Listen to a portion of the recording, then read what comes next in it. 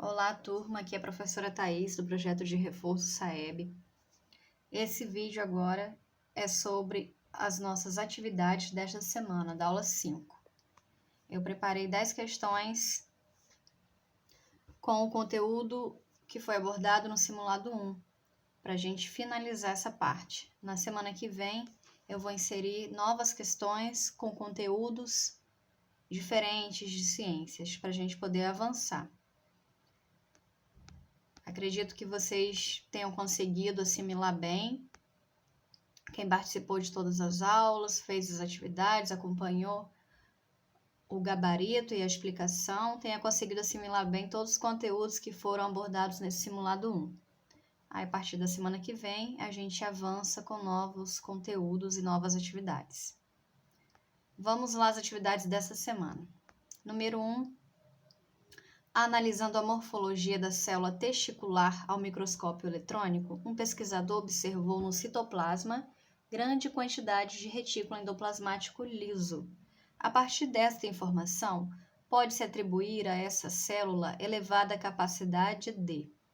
Então, essa questão está relacionada às organelas de uma célula.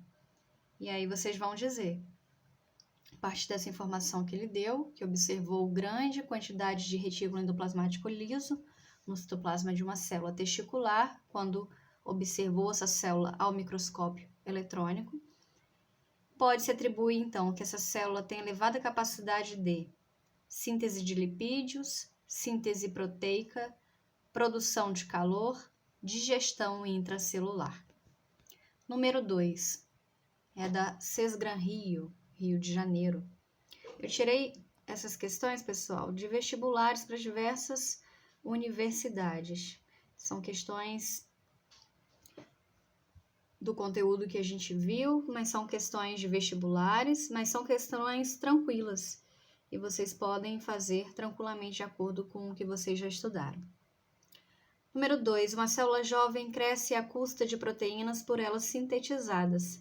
Essas proteínas são sintetizadas, são produzidas no retículo endoplasmático liso, no aparelho de Golgi, ou também complexo de Golgi, como é chamado, no interior do retículo endoplasmático rugoso ou nos ribossomos livres do citoplasma, onde as proteínas são produzidas.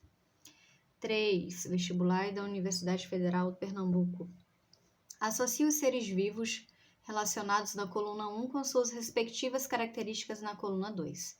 Temos a coluna 1, vários reinos, vários organismos, né? Temos o reino vegetal, o reino das plantas, animal, protista, temos o fungo do reino fungi, temos uma bactéria aí do reino monera, e temos diversas características aí na coluna 2. Vocês vão relacionar corretamente esses organismos da coluna 1, esses seres vivos, com as características da coluna 2 e me dizer depois qual é a sequência correta. Aí, nos parênteses, qual sequência correta vai ficar.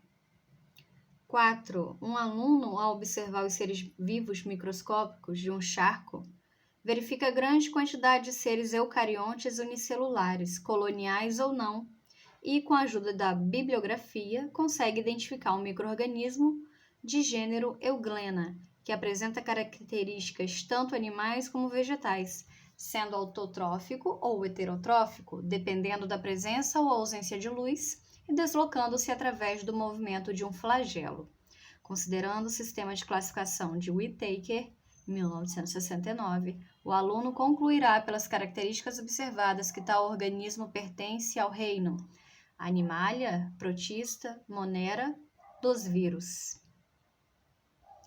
5. Os seres vivos são classificados em vários grupos de acordo com suas semelhanças e diferenças. A alternativa na qual figura o grupo que contém a menor variedade de organismos é mamíferos, carnívoros, canis lupus. Vocês vão me dizer a alternativa? Que figura o grupo que contém a menor variedade de organismos, que tem menos organismos. Qual desses grupos? 6. Ao acompanhar a tendência mundial de utilização de combustíveis mais limpos, O Brasil tem investido na expansão de um produto que apresenta menor emissão de poluentes no processo de combustão, além de proporcionar maior durabilidade aos equipamentos que o utilizam. Assim como o petróleo, pode ser encontrado em rochas porosas no subsolo. Ele pode ser utilizado como fonte de geração de energia elétrica em aplicações automotivas e domésticas. Agência Petrobras de Notícias, disponível no site brasil.gov.br. O produto apresenta as características mencionadas no texto. É qual produto? É o diesel? É o etanol? É a gasolina ou é o gás natural? Que vai apresentar todas as características aí que o texto menciona. Número 7. Em condições normais, as substâncias podem ser encontradas em 3 estados físicos: sólido, líquido e gasoso. Entretanto, algumas substâncias só podem ser encontradas em 2 estados físicos, como, por exemplo, a naftalina, o gelo seco e a cânfora, que passam do estado sólido diretamente para o gasoso, sem passar pelo estado líquido.